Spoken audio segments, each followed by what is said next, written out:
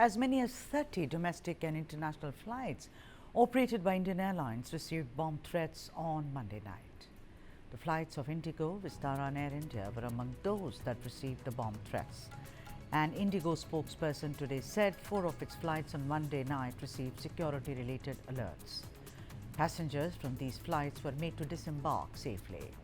An Air India spokesperson confirmed that some Air India flights that operated on Monday were subject to security threats received on social media.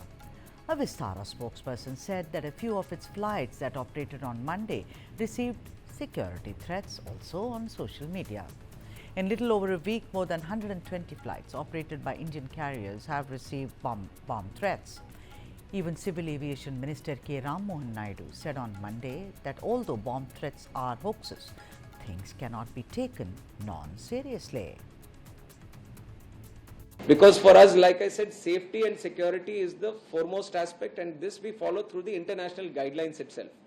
And once that protocol is set, then we follow it thoroughly, word by word, whatever rule or whatever protocol that has been set, we follow it thoroughly each and every point. And as we have seen that we have been getting repeated ones, and most of them are hoax bomb threats. So once this has happened, then we have had multiple meetings. In the last 1 week, I have chaired certain meetings with all the necessary stakeholders within the ministry, and we have our Secretary Wallamji here and DG BCAS, our security regulator Hassanji is also here. And at each and every level, whoever the stakeholders are, we have been calling to the ministry, we have been having multiple meetings. In fact, our BCAS has also been interacting with MHA, Ministry of Home Affairs, also on a continuous basis, because they are also an important stakeholder when it comes to these kind of security threats in the country. So at multiple levels, we have been having these meetings, and everyone we have taken in suggestions, opinions of all of them.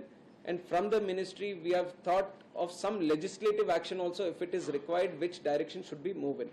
And we have come to the conclusion that there are 2 areas that we can explore. One is the amendment in aircraft security rules. Aircraft security rules is something which deals with the security aspect when it comes to within the aircraft, how do we deal with the security issues, concerns, and there is a strict rules that have been laid out. And we have seen that if you can do a little amendment there, it can specifically strengthen the cause which we are fighting for right now. So one of the idea that we want to propagate by changing these rules is, once we catch hold of the perpetrator who is behind this, we want to put them in the no-fly list. And with that idea or with that thought process, we are trying to amend the aircraft security rules, which is already there.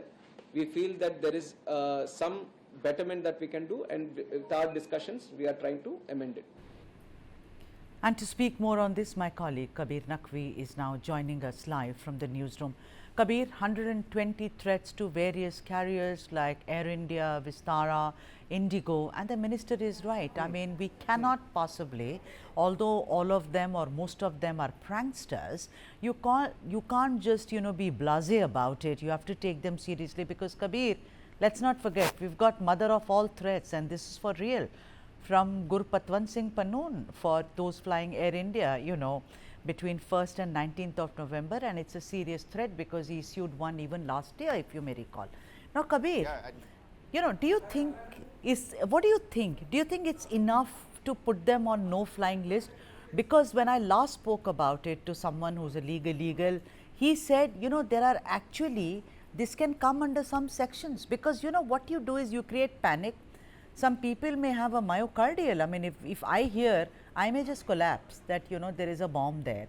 A lot of people travel with little kids. There are old people, pregnant women. Remember that incident, Kabir, where in the loo it was said, there is a bomb here. Can you imagine?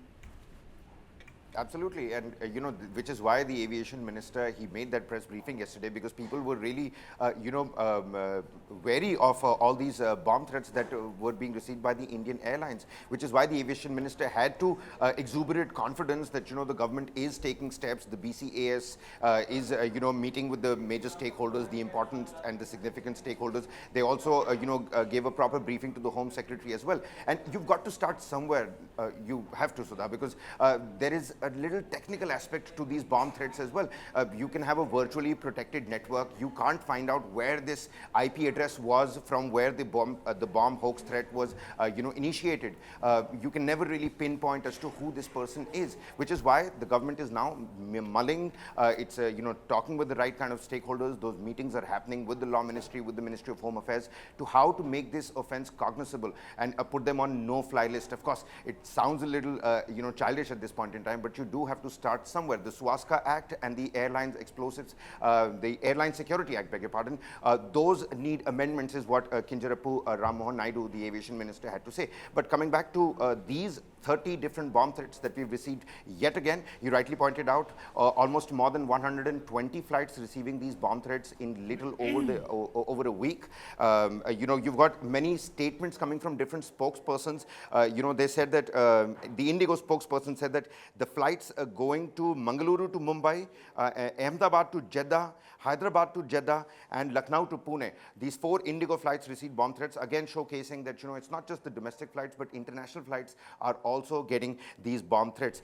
Passengers from these flights were made to disembark safely right there on the tarmac. They've got to follow their protocol, which is again what the aviation minister said, that 70 flights getting delayed and disrupted, and from their routes going different ways. It costs a lot of money as well, Sudha.